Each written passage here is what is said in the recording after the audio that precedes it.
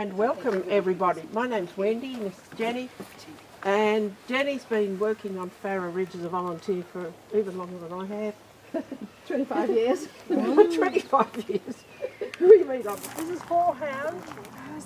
When we have a sniff of it, we went digging it out and there was all the smell of the horehound. We said, oh, we're getting sick of using a mattock and trying to get rid of it. And I said, I think we should get Blackmores to come up here and use the horehound and manufacture from it. But one of the other things that has been really bad through this area and beyond, like in their thousands, this is the stalk left over of, from a thing called a mullein, we call it verbascum. It grows a big long stalk, has a yellow multiple floweret seed at the top. It has between 100 and 200,000 seeds per stalk. And we could see it just spreading and spreading and spreading, nearly driving us mad actually. So we decided we would lop the stalks and bag them, take them to the rangers. I'm not sure what the rangers did with it.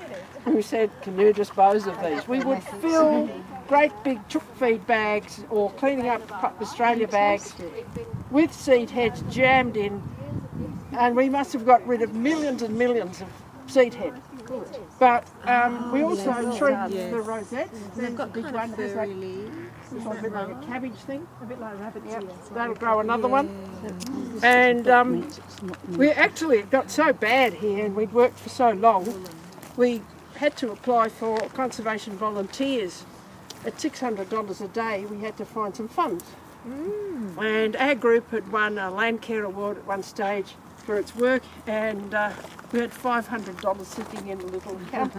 So we said if we put that towards it, and the catchment group supported a little bit more, and so we had 2 days of them lopping off a whole heap of seed heads just to start to reduce the numbers. It's actually heaps better. So the sheep find a nice spot getting the morning sun, and then once you get it, these have little sphere-like, you can't see it, round spiny seed pods. a little sphere with the little spines on it, and it's wonderfully catching on wool and fur and people's pants and dog.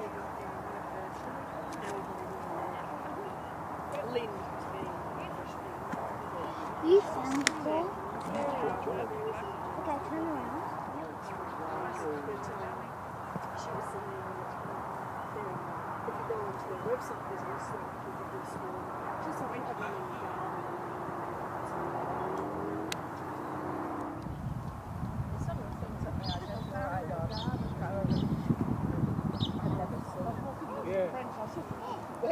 Where they found them or what they thought they were, I'm not sure. I wondered why I was having such a dramatic response. I'm sick of cutting it out of here. And they said, what's the problem? And I told them. That's what we found at the top there with a couple of flowers on it. What flowers? Yes. Just been in the country. Oh, wow. I would not. I didn't bring my camera, of course.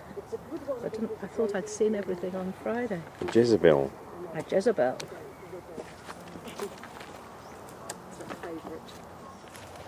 Yeah, when it blows up, it comes up quite nicely.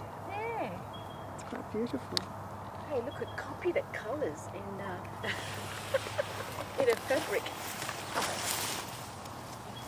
You don't get a fabric and put it on together. Nature's colours are just.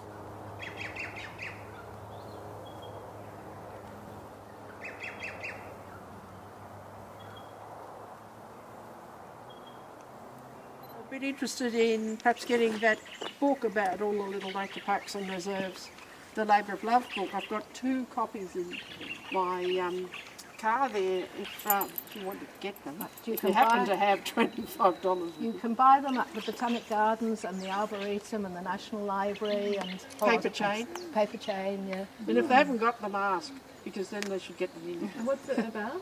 It's about all it's the really, it's a, all the groups in that a work way, in the it's nature a parks. centenary publication. And it's about the fact that Canberra, as a designed city, kept the hills, ridges and mountains as native the natural areas. And so you've got the nature parks and reserves, you have the rangers responsible and doing a lot of work, but there's also all these little groups that sprang up as part of Landcare. We've been doing it for So- 25 years up to just some very new ones which have only just started. Yeah, but it's mainly pictorial. It sort of doesn't go on and on Yes, and we on. tried to get really Someone nice said, photos.